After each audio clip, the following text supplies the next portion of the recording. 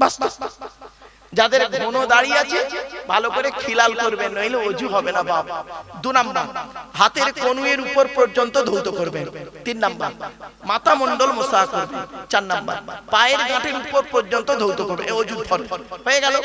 এবার আসছি নামাজের ফরজ। নামাজের ভিতরে বাইরে হলো 7টা ফরজ, ভেতরে হলো 6টা ফরজ, মোট 13টা ফরজ। অনেকেই তো নামাজের ফরজ জানে না। নামাজ ক ওয়াক্ত ফরজ বাবা? 5 ওয়াক্ত। ফজরের নামাজ ক রাকাত? 4 রাকাত। 2 রাকাত ফরজ, 2 রাকাত সুন্নাত। জোহরের নামাজ 12 রাকাত, 4 রাকাত সুন্নাত, 4 রাকাত ফরজ, 2 রাকাত সুন্নাত, 2 রাকাত নফল। আসরের নামাজ 8 রাকাত, 4 রাকাত সুন্নাত, 4 রাকাত ফরজ। মাগরিবের নামাজ 7 রাকাত, 3 রাকাত ফরজ, 2 রাকাত সুন্নাত, 2 রাকাত নফল।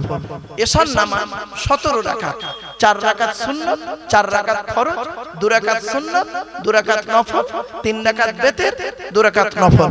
ক্লিয়ার? এই হলো মোট 48 রাকাত নামাজ। ক্লিয়ার? এবার আসছে শুনে নিন। ছোট্ট একটা প্রশ্ন করি আপনাদের। আমি এই স্টেজে আসার আগে না ওই যেখানে একটু বিশ্রাম করছিলাম ওখানে একটু ওদেরকে বলছিলাম, আচ্ছা বাবা ফজরের নামাজ ফরজ ক রাকাত? বল বল বল। 2 রাকাত। আচ্ছা জোহরের নামাজ ফরজ ক রাকাত?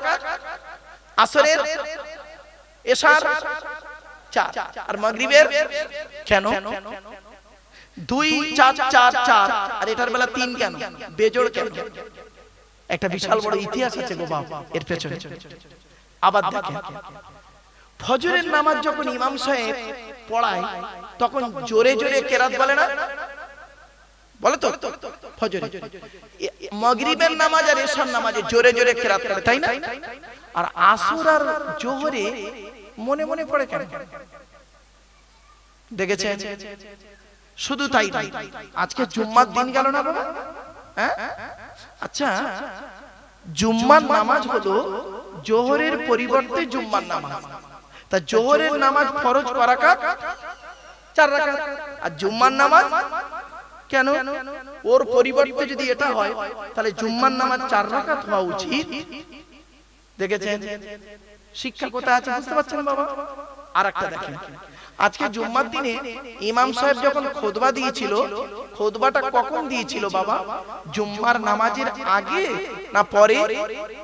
আগে। আর ঈদ হবে, রমজানের পরে ঈদ হবে, ঈদের নামাজের খুতবা ইমাম সাহেব কখন পড়ে? নামাজের আগে না পরে? কেন? ওটার বেলা পরে, এটার বেলা আগে কেন বাবা? জলসা যখন দেবেন কিছু জিনিস শেখার জন্য জলসা দেবেন, এতে করে জলসা দেওয়াটা সার্থক হবে। চলো আরো দেখেন, ফজরের নামাজ, জোহরের নামাজ, আসরের নামাজ, মাগরিবের নামাজ, এশার নামাজ, কোন নবী কোন নামাজগুলো পড়েছে একটু শুনে নিন। ফজরের নামাজ পড়তে পড়েছিলেন সর্বপ্রথম হযরতে আদম আলাইহিস সালাতু ওয়াস সালাম। সুবহানাল্লাহ বলা গেল না? জোহরের নামাজ পড়েছিলেন হযরতে ইব্রাহিম খলিলুল্লাহ। আসরের নামাজ পড়েছিলেন সর্বপ্রথম হযরতে ইউনূস, কেউ বলেছেন হযরতে আইয়ুব আলাইহিস সালাতু ওয়াস সালাম। এশার নামাজ পড়েছিলেন বিশ্বনবী মুহাম্মদ সাল্লাল্লাহু আলাইহি সাল্লাম। আর মাগরিবের নামাজ পড়েছিলেন হযরতে দাউদ আলাইহিস সালাতু ওয়াস সালাম। দাউদ নবীকে সুলাইমান নবীর বাপ। ঘটনাটা একটু বলি, অসুবিধা চাপে শুনে নিন, এগুলো শিখে নিন। দাউদ নবীর ছেলের নাম ছিল সুলাইমান নবী, উনি একজন বাদশা হয়েছিলেন। তো সুলাইমান নবীর কাছে দুজন নারী এসেছিল একটা বিচার করতে, বিচার। তো সুলাইমান দাউদ নবীর কাছে এসেছে দুটো নারী বিচার করতে। তো দাউদ নবী করেছেন যে বিচারটা করে দিয়েছেন, দুজনকেই বলেছেন, দুজনের কথা থেকে বিচার করে দিয়েছেন। গেটে সুলাইমান নবী দাঁড়িয়ে ছিল, ছেলে। তো সুলাইমান নবী বলছে, কি ব্যাপার তোমরা দুজন মহিলা কোথায় গেছিলে? বলে তোমার বাপের কাছে গেছিলাম বিচার করতে, তোমার বাপ বিচার করলে এইরকম। তা বলছে বিচার পছন্দ হয়নি না, বলে উনি করেছিলেন কি বিচার করেছিলেন। যে বিচারটা দাউদ নবীর তুলনায় সুলাইমান নবীর ছেলের বিচারটা আরো উত্তম হয়েছিল, বুঝলেন? তো দাউদ নবী করেছিলেন কি, আল্লাহর কাছে অত্যাধিক কান্নাকাটা করেছিলেন। যে সময়টা এই ঘটনাটা ঘটেছিল সেই সময়টা ছিল মাগরিবের সময়, সূর্য ডোবার সময়। তো উনি করেছিলেন কি, আল্লাহর শুকরিয়া আদায় করার জন্য 4 রাকাতের নিয়ত করেছিলেন। 4 রাকাতের নিয়ত করে এত কান্না কাঁদছিলেন নামাজের ভিতরে, 3 রাকাতে বসে পড়েছিলেন। এজন্য মাগরিবের নামাজ 3 রাকাত হয়ে গেল। প্রত্যেকটা জোর, এটা কেন বেজোড়? চলো আরেকটা বলি। এই 5 ওয়াক্ত নামাজ যদি আপনি পড়েন, আমার রাসূল বলেছেন নামাজ বেহায়ামি বেহারামি, কোরআনেও আছে বেহায়ামি বেহারামি, খারাপ কাজ থেকে মানুষকে হেফাজত করে নামাজ। আল্লাহর নবী যখন কোনো কষ্ট হতো, দুঃখ বেদনা হতো, চিন্তা ভাবনা হতো, নবীজি কাউকে কিছু বলতেন না, সঙ্গে সঙ্গে ওযু করে এসে নামাজে দাঁড়িয়ে যেতেন। নামাজ পড়ার পরেই তিনি মনে তার মানে আনন্দ ফুটে যেত। জোরে বলুন সুবহানাল্লাহ। নামাজের মধ্যে আল্লাহর সঙ্গে কথা হয়। নামাজের মধ্যে আত্তাহিয়াতু পড়া হয় না? আত্তাহিয়াতু কোথায় হয়েছিল শুনে নিন। আল্লাহর নবী যখন মেরাজে গেলেন, আল্লাহর সঙ্গে যখন কথা বলছেন, প্রথম বলেছিলেন নবীজি বলছেন আত্তাহিয়াতু লিল্লাহি ওয়াস সালাওয়াতুত তাইয়্যিবাত। আল্লাহ বললেন আসসালামু আলাইকা আইয়ুহান নাবিয়্যু ওয়া রাহমাতুল্লাহি ওয়া বারাকাতুহু। বুঝতে পারছেন? এইজন্য আত্তাই নামাজের মধ্যে আল্লাহর সঙ্গে কথোপকথন হয়। নামাজের মতো নামাজ পড়ুন, দেখবেন যথেষ্ট ভালো হবে।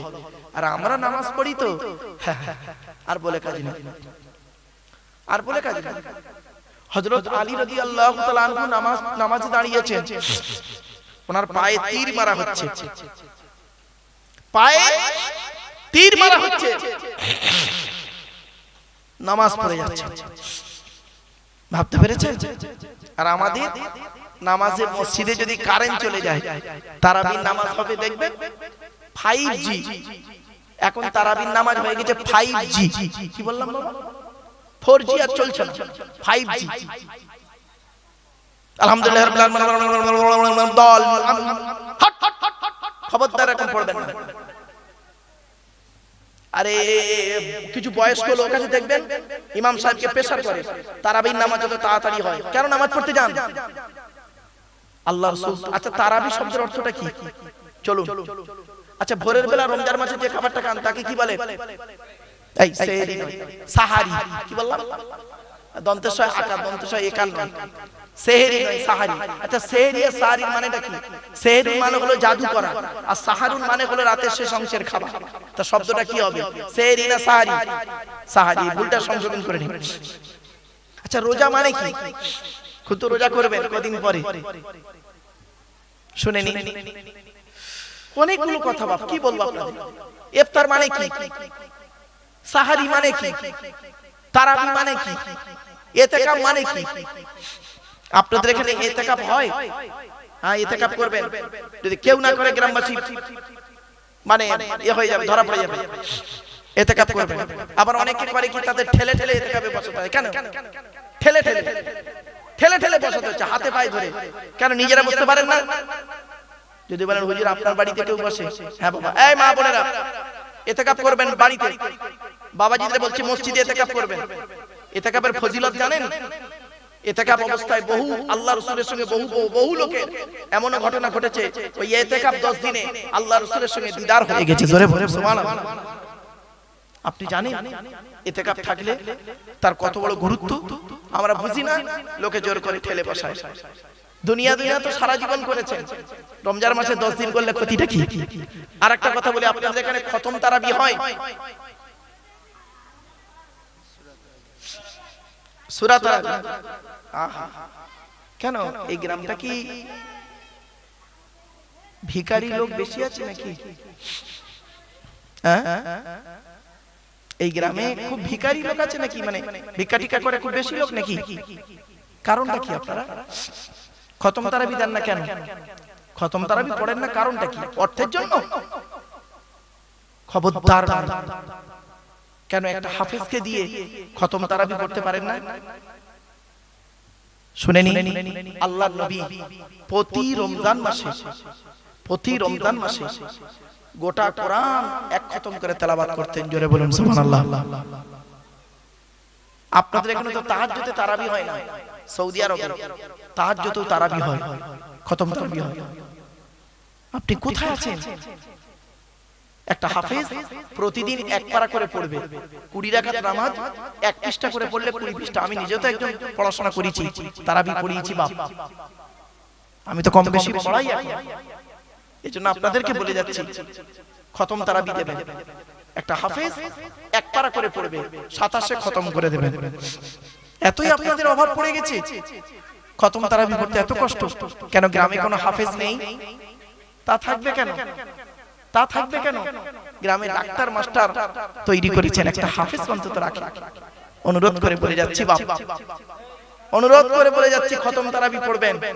আল্লাহর নবী যে বছর ইন্তেকাল করলেন ওই বছরে 2 খতম তেলাওয়াত করেছিলেন। জোরে বলুন সুবহানাল্লাহ। আল্লাহর নবী প্রতি রমজান মাসের শেষের 10 দিন ইতিকাফ করতেন। ইতিকাফ যে বছর ইন্তেকাল করলেন আল্লাহর রাসূল ওই বছর 20 দিন ইতিকাফ করেছিলেন। আপনাদেরকে বলে যাচ্ছি সূরা তারাবির থেকে খতম তারাবির গুরুত্ব খুব বেশি বাবা। হাতে ধরে বলে যাচ্ছি কোরআন তেলাওয়াত শুনবেন নামাজের মধ্যে। আল্লাহ পাক অত্যন্ত খুশি হয় কখন জানেন? বান্দা যখন নামাজে আল্লাহর কোরআন তেলাওয়াত করে। জোরে বলুন সুবহানাল্লাহ। এখন বলবেন হুজুর আমরা তো সূরা তারাবি পড়ি 10টা সূরা নিয়ে, এটাও কি কোরআন নয়? হ্যাঁ বাবা, ওটাও তো কোরআন। আলহামদুলিল্লাহ পড়লেও তো কোরআন। তাহলে এত বড় এই 6666টা আয়াত আল্লাহ দিলেন কেন?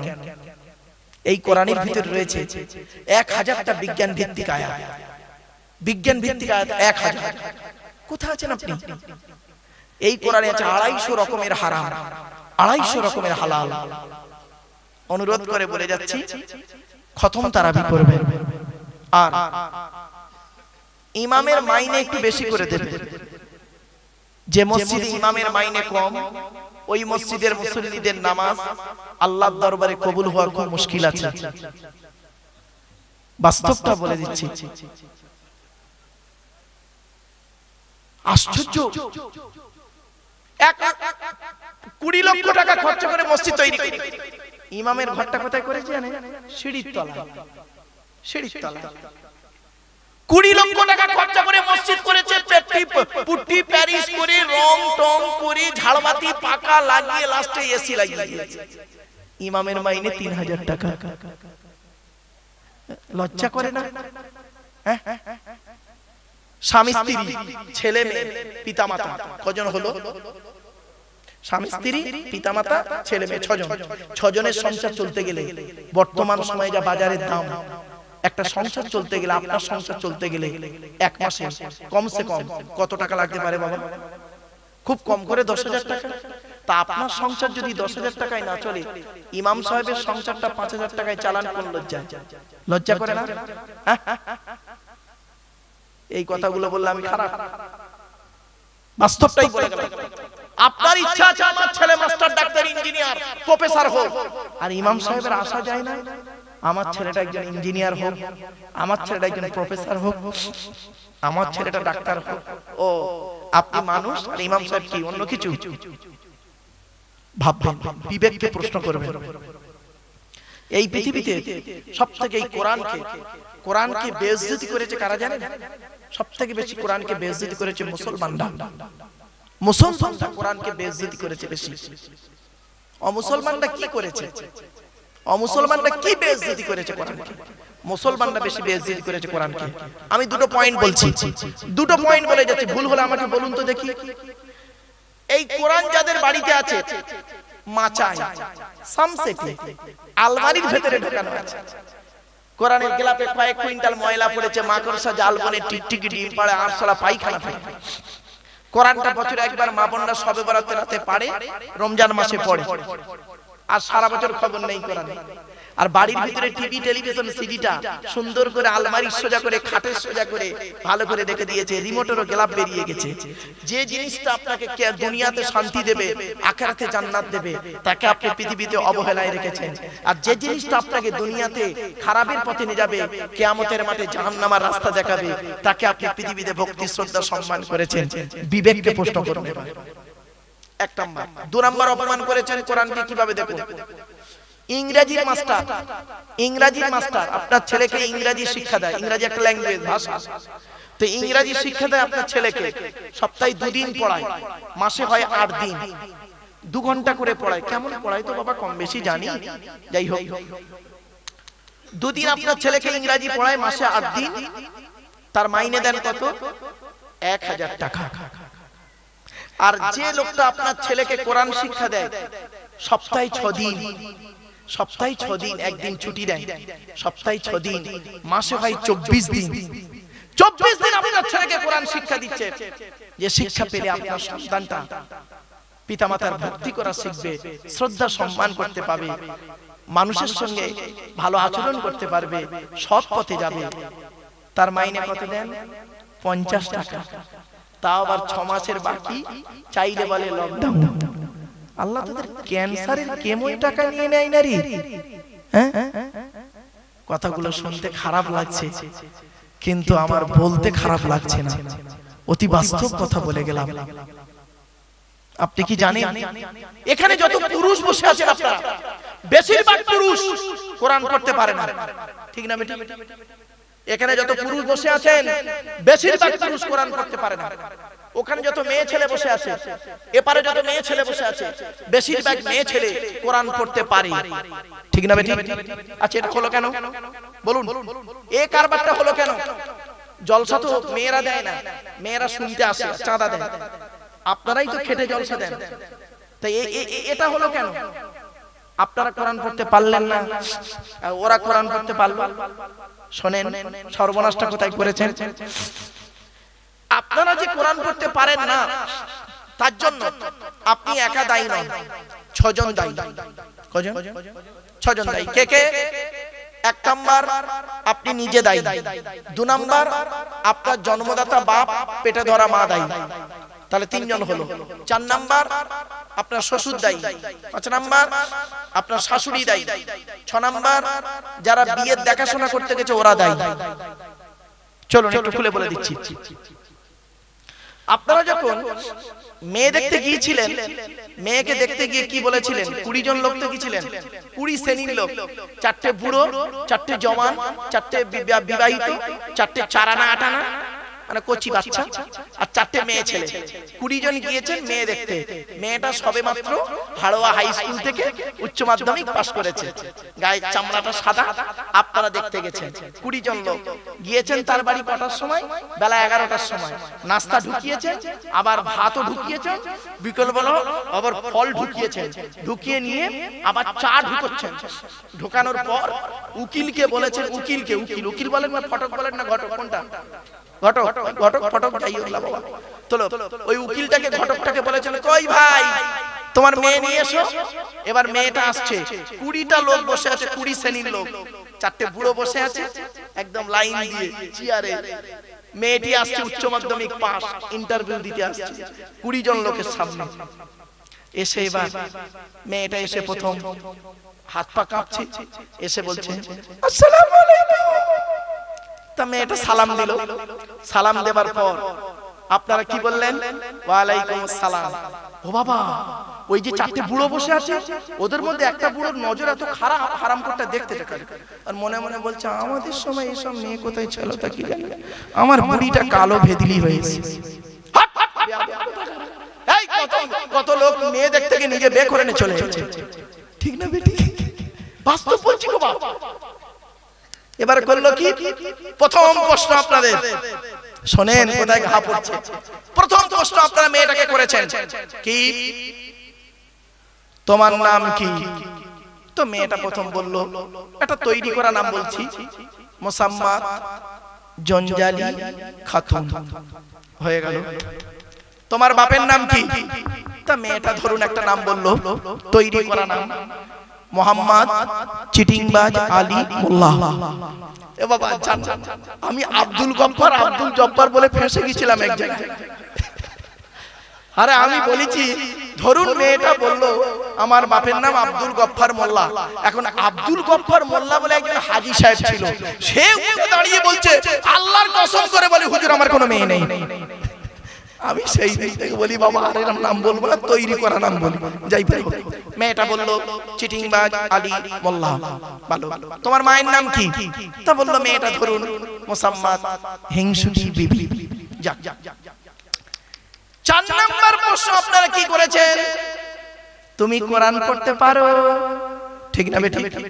তো মেয়েটা বলল জি। আপনারা বললেন পড়ো।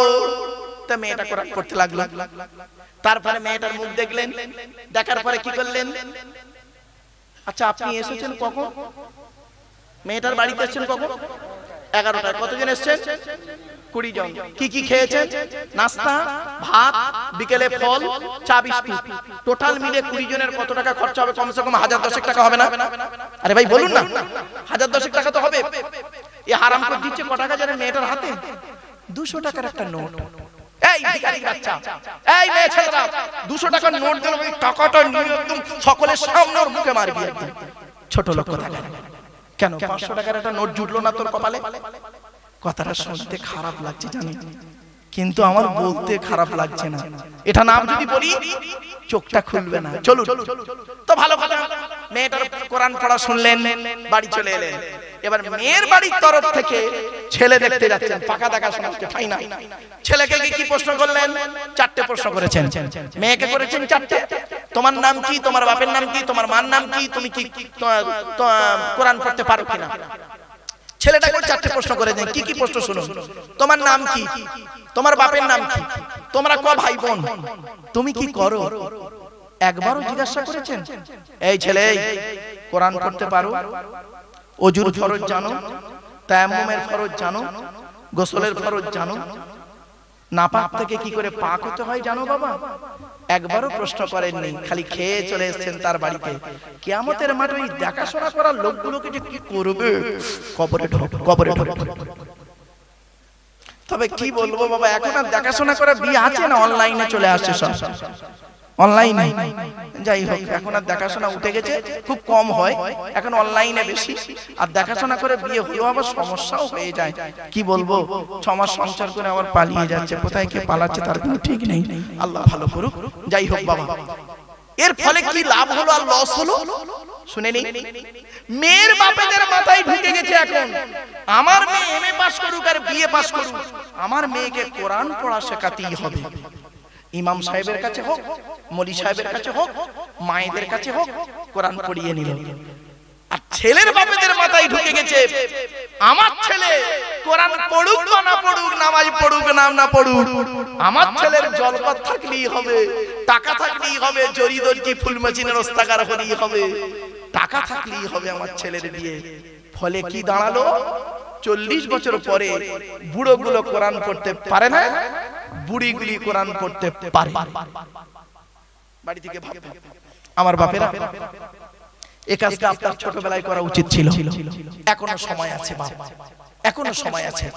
মসজিদের ইমাম সাহেবের কাছে বসে, এলাকার কোন আলেম ওলামা যদি থাকে তাদের কাছে বসে কোরআনটা শিখে নেবেন। কোরআনের ভিতরে সব রয়েছে, সব রয়েছে। কি নেবেন? বাংলায় কোরআন বের হয়ে গেছে, বাংলা অর্থগুলো পড়বেন। আরে America, London, France, Britain, Japan, Jordan, Germany Quran তারা পড়ে গবেষণা করে ইসলামের কালেমা পড়ে মুসলমান হচ্ছেন, আবার কি পরমাণু বোমা তৈরি করছে। কি নেবেন? সবই রয়েছে কোরআনের ভিতরে। ভূগোল নেবেন, গোটা ভূগোলটাই কোরআনের ভিতরে। ভৌত বিজ্ঞান নেবেন, কোরআন থেকে। জীবন বিজ্ঞান নেবেন, কোরআন থেকে। কি নেবেন বলুন? সবই রয়েছে কোরআনের ভিতরে, ডাইরেক্ট ইনডাইরেক্ট। এই কোরআন কিনে গবেষণা করছে কারা? America, London, France, Britain, Japan, Jordan, Germany ঠান্ডা করে বসে বসে কোরআন কিনে গবেষণা করছে। কারা করেছে?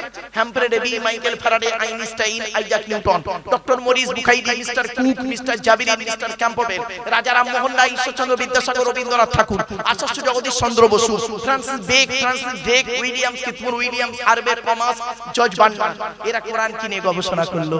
আর আমরা কিছু মৌলবি সকলে নয়, কিছু মৌলবি আমরা কি করলাম, কোরআনটাকে নিয়ে তেল পড়া, পানি পড়া, ওয়াজ করা, খতম পড়া, তাবিজ মরা, ঘর বন্ধ করা, আর নিজেদের মধ্যে মারামারি করে। এ ওর বলে কাফের, ওর বলে কাফের, ঠিক না বেটি? নিজেদের মধ্যে মারামারি করছে। কিরম মারামারি দেখবেন? বুকে হাত বাঁধা, নাভির নিচে হাত বাঁধা, গোল টুপি, লম্বা টুপি, চেরা জামা, ফাড়া জামা, তবলিগ, ফুরফুরা, বেরেলি, ওয়াহাবি, জামাতে ইসলাম, কিয়াম করা না করা, দোয়া করা না করা, এ ওর বলে কাফের, ওর বলে কাফের। আল্লাহ আল্লাহ নবী বলছেন, তুমি যাকে কাফের বলছো সত্যিকারে যদি সে কাফের না হয়, বললেওয়ালা নিজে কাফের। একটা আঙুল আপনাদের দিকে লাগিয়ে দিলাম আজকে, সরি ক্ষমা চেয়ে নিচ্ছি বাবা, ক্ষমা চেয়ে নিচ্ছি। একটা আঙুল আপনাদের দিকে লাগিয়ে বলছি, আপনারা সব চিটিংবাজ। আচ্ছা কটা আঙুল আপনাদের দিকে? আরে ভাই বলুন না। একটা, তিনটা আঙুল কোন দিকে? টিভির চিটিং।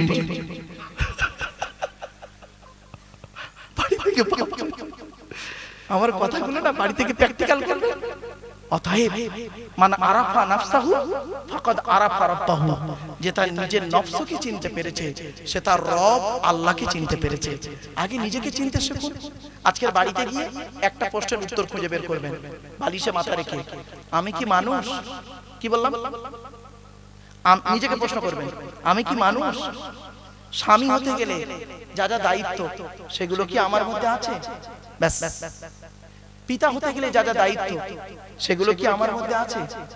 ছেলে হতে গেলে যা যা দায়িত্ব সেগুলো কি আমার মধ্যে আছে? ভাই হতে গেলে যা যা দায়িত্ব সেগুলো কি আমার মধ্যে আছে? চাচা হতে গেলে যা যা দায়িত্ব থাকা দরকার সেগুলো কি আমার মধ্যে আছে? না ভাই মরে গেছে, চাচা বেঁচে আছে, ছোট ছোট ভাইপোদের সম্পত্তি নিজের নামে রেকর্ড করে বসে আছে। উনি আবার হাজি সাহেব, হুক মেরে কারেন্ট নিয়ে পাকা চালিয়ে তাহাজ্জুদের নামাজ পড়ছে। চাচা চুরি করে কারেন্ট নিয়ে পাকা চালিয়ে তাহাজ্জুদ। রাগ করবেন না বাবা, হুক মেরে কারেন্ট নিয়ে পাকা চালিয়ে তাহাজ্জুদ চলছে। আমার বাস্তব অভিজ্ঞতা বলছি বাপ, বাস্তব অভিজ্ঞতা, বুঝলেন? এমনও শ্রোতা আছে, 2000 সালে ওয়াজ করছি দক্ষিণ 24 পরগনা একটা প্রত্যন্ত অঞ্চলে, 4 ঘন্টা ওয়াজ হয়ে গেছে, মোনাজাত করব, হঠাৎ থেকে একটা লোক উঠে দাঁড়িয়েছে, দাঁড়িয়ে বলছে হুজুর আমার একটা প্রশ্ন আছে। আমি বললাম কি প্রশ্ন বাবা? বলছে হুজুর আমি সুন্দরবন জঙ্গলের ভিতরে ওযু করে নামাজের মুসাল্লা বিছিয়ে নামাজ পড়ছি, এমতো অবস্থায় আমার সামনে রয়্যাল বেঙ্গল টাইগার বাঘ এসে হাজির। এই মুহূর্তে আমি নামাজ পড়বো না নামাজ ছেড়ে দেব? আমি তখন দেখলাম এর উত্তর কোরআনেও নেই, হাদিসেও নেই। সুতরাং ও যেমন আনাড়ির মতো প্রশ্ন করেছে, আমাকেও উত্তরটা আনাড়ির মতো দিতে হবে। তা আমি একটা উত্তর দিয়েছি, দেখুন তো হচ্ছে কিনা, উত্তরটা হয়েছে কিনা। তখন আমি বলছি বাবা, বাবা তুমি সুন্দরবন জঙ্গলের ভিতরে ওযু করে নামাজের মুসাল্লা বিছিয়ে নামাজ পড়ছিলে, তাই তো? জি। এমত অবস্থায় তোমার সামনে রয়্যাল বেঙ্গল টাইগার বাঘ এসে হাজির, এই অবস্থায় তুমি কি করবে, তাই তো? দেখো ওই বাঘ দেখে যদি তোমার ওযু থাকে তাহলে নামাজ পড়বে, আর ওযু চটে গেলে পালাবার লাইন করবে। তোর বাঘ দেখে কোন দিক দিয়ে কি বেরোবে আল্লাহ জানে, পূজা। উত্তরটা হয়েছে ঠিক? ঠিক আছে তো? আমার ভাই এই বাচ্চাগুলো হাসছে, তোরা বুঝতে পারছিস? হ্যাঁ বললে হবে, এসব নরমালের বাচ্চা নয়, সব সিজারের বাচ্চা, বহুত চালাক। চলো বাস্তবটাই বলছি। আসলে কি জানেন, আমার একটা অভ্যাস খারাপ, আমি এই টাইম ধরে ওয়াজ করতে পারি না। আমি টাইম ধরে করেছি, কখন 11টা বেজে গেছে, 3 ঘন্টা কখন হয়ে গেছে, 11টা বেজে গেছে। চলেন আমার পরবর্তী বক্তা আসবেন, এজন্য মা বোনদের বলি, বল দেবো? আচ্ছা ঠিক আছে বলছি বাপ, ঠিক আছে। এই দেখেছেন তো, এরকম এইটা আগে বলতে পারলেন, পালাবার সময় বলছেন। আচ্ছা যাক যাক, শোনেন আমি বলে দিচ্ছি, বাবা বক্তা আসুন তো আমি বলে দিই। বাপ শোনেন, জুম্মার দিনে নামাজে আগে খুতবা, তাই তো? আর ঈদের সময় নামাজের পরে। প্রথমে কি ছিল দেখেন, আল্লাহ নবীর জামানায়, আল্লাহ নবীর জামানায় প্রথম জামানায় নবীর প্রথম অবস্থাতে নামাজের পরে খুতবা হতো ঈদের মতো। ঈদে যেমন নামাজের পরে খুতবা হয়, তো জুম্মার নামাজ পড়িয়ে 2 রাকাত নামাজ পড়িয়ে নবীজি খুতবা দিতেন, সাহাবীরা শুনতেন। একদিনের একটা ঘটনা, কোরআনের আয়াত, সূরা জুমার শেষ আয়াতটা। নবীজি 2 রাকাত নামাজ পড়িয়ে খুতবা দিচ্ছেন। এমন সময় মদিনার বাজারে কিছু ফেরিওয়ালারা এসেছে। ফেরিওয়ালারা তখন কিছু কিছু সাহাবী তারা করছে কি, একটা একটা করে ভালো ভালো মালগুলো কিনবে বলে উঠে উঠে চলে যাচ্ছে। নবীজি খুতবা দিচ্ছেন, নবীজি খালি দেখছেন, উঠে চলে যাচ্ছে, নবীজি কিছু বলছেন না। তো নবীজির খুতবা শেষ হয়েছে, দেখা গেল মসজিদ ভর্তি লোক, সব চলে গেছে। 12 জন লোক বসে আছে। এটা মনে রাখবেন, 12 সংখ্যাটা মনে রাখবেন। 12 জন সাহাবী বসে আছে, সব চলে গেছে। নবীজি খুতবা শেষ করে বললেন, আমি তোমাদের মাঝে আজ উপস্থিত আছি। এই অবস্থা যদি হয়, নামাজ পড়েই যদি এই খুতবা শুনতে শুনতে যদি পালায়, তাহলে আমার ইন্তেকালের পরে মানুষ কি করবে? নামাজ পড়বে আর পালাবে, খুতবাই শুনবে না। খুতবা শোনা হলো ওয়াজিব। অতএব এই জুম্মায় যা হয়েছে, সামনের জুম্মা থেকে নামাজের আগে খুতবা হবে। তাহলে খুতবাও শোনা হবে, নামাজও পড়া হবে, দুটোই হবে। এবার আসছি, জোহরের নামাজ তো 4 রাকাত নাকি, আর জুম্মার নামাজ 2 রাকাত। জুম্মার নামাজও 4 রাকাত, 2 রাকাত নামাজ আর 2 রাকাত খুতবা। খুতবার জন্য 2 রাকাত, এজন্য খুতবা শোনা ওয়াজিব। গুরুত্ব দিয়ে খুতবা শুনবেন। অনেকে খুতবা শুনে তো অন্যরকম করে, খবরদার নয় বাবা, খুতবা শুনবেন। খুতবাতে কি বলছে একটু আন্তরিকতা নিয়ে শুনবেন, অনুরোধ করে বলে যাচ্ছি আপনাদের, কথাগুলো মাথায় রাখুন। আয়াতটা পড়ে এবার একজন সাহাবী জিজ্ঞাসা করলেন, ইয়া রাসূলুল্লাহ, তো জুম্মার নামাজের আগে তো খুতবা পড়লেন আপনি এই সপ্তাহে, গত সপ্তাহে জুম্মার নামাজের পরে হয়েছিল, তো এই সপ্তাহে জুম্মার নামাজের আগে খুতবা পড়লেন, এটাই কি থাকবে? বলল হ্যাঁ। তো এটাই চলতে লাগলো, আজ পর্যন্ত চলে। এখন সাহাবী জিজ্ঞাসা করলেন তখন, ইয়া রাসূলুল্লাহ, তাহলে ঈদের সময় কি হবে? ঈদের নামাজের খুতবা কি নামাজের আগে হবে? নবীজি বললেন, না, ঈদ হলো খুশির দিন, সুতরাং ঈদের নামাজের যেমন পরে খুতবা হয় তেমন পরেই হবে। ঈদের নামাজটা নামাজের পরেই রয়ে গেল খুতবাটা, আর জুম্মার নামাজের জন্য করা হলো নামাজের আগে খুতবাটা। নবীজি একাই খুতবা দিচ্ছিলেন, 12 জন সাহাবী বসে আছেন, সব চলে গেছে।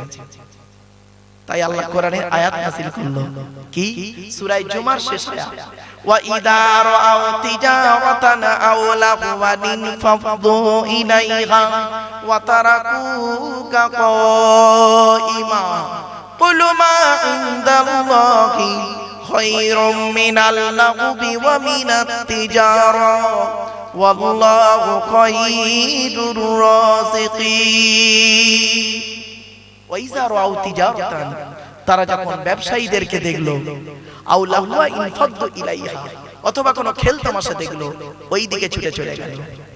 কুল মা ইনদাল্লাহি খায়রুম মিনাল লাহবি ওয়া মিনাত তিজারা, নবী তুমি বলে দাও, ওরা যেদিকে ছুটে গেল ওর থেকে আল্লাহর কাছে রয়েছে অনেক খেল তামাশা, উত্তম রিজিক।